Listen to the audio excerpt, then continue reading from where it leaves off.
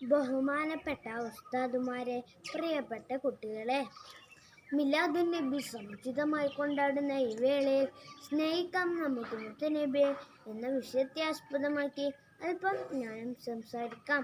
നാഥൻ അനുഗ്രഹിക്കട്ടെ, ആമീൻ.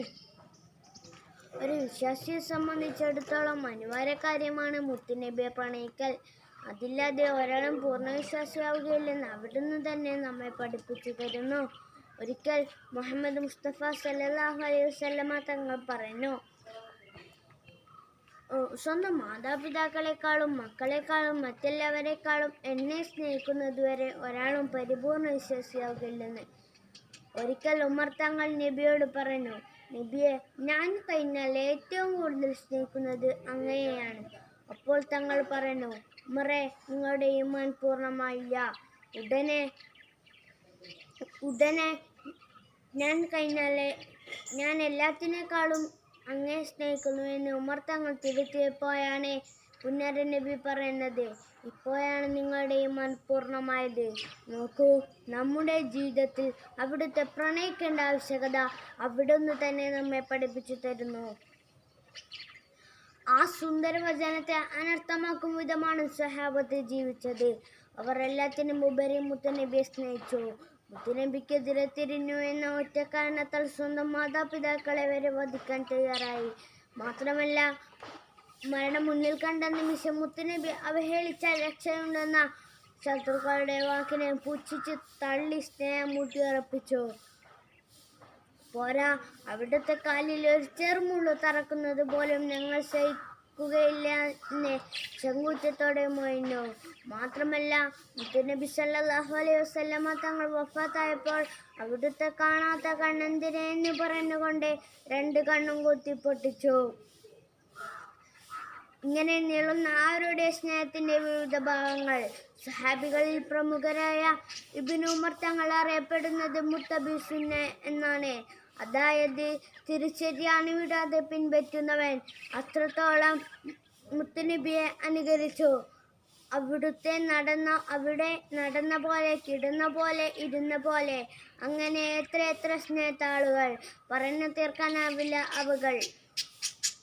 ഇനി താബീങ്ങളിലേക്ക് വന്നാൽ, ഉഹദിൽ മുമ്പല് പൊട്ടി ഹബീബിന് വിഷമം വന്ന സമയം തന്റെ പല്ല് മുഴുവൻ കുത്തിപ്പൊട്ടിച്ച ഉവൈസുൽ ഖറനി തങ്ങളും നബി സല്ലല്ലാഹു അലൈഹി വസല്ലമ തങ്ങൾ നടന്ന ഭൂമിയിൽ ചെരുപ്പ് ധരിക്കാതെ, മൂത്രമൊഴിക്കാതെ, വാഹനം കയറാതെ, സീമകളില്ലാതെ സ്നേഹം കാഴ്ചവെച്ച മാലിക് തങ്ങളും ചരിത്രത്താളുകളിൽ മങ്ങാതെ മായാതെ നിലനിൽക്കുന്നു. കൈരളിയിലേക്ക് വന്നാൽ കവിതകളിലൂടെയും അല്ലാതെയും ഇഷ്ക് നട്ട ഒട്ടനേക പ്രതിഭകളുണ്ട്. ആശിക്കും ആരിഫുമായ മമ്പുറം തങ്ങളും ഇഷ്കിന്റെ വരികൾ റൗള കവാടം തുറന്ന ഉമർ കാളിയോരും കൈരളിയുടെ ഭൂസൂരിമാരായ കുണ്ടൂർ ഉസ്താദും ബാപ്പു ഉസ്താദും ഈ ഗണത്തിൽ എടുത്തു പറയേണ്ട മുത്തുകളാണ്. ഇങ്ങനെ ഒട്ടനവധി ആശിക്കീങ്ങളെ രക്ഷാമാർഗമായി കണ്ടത് മുത്തുനബിയെ സ്നേഹിക്കലാണ്.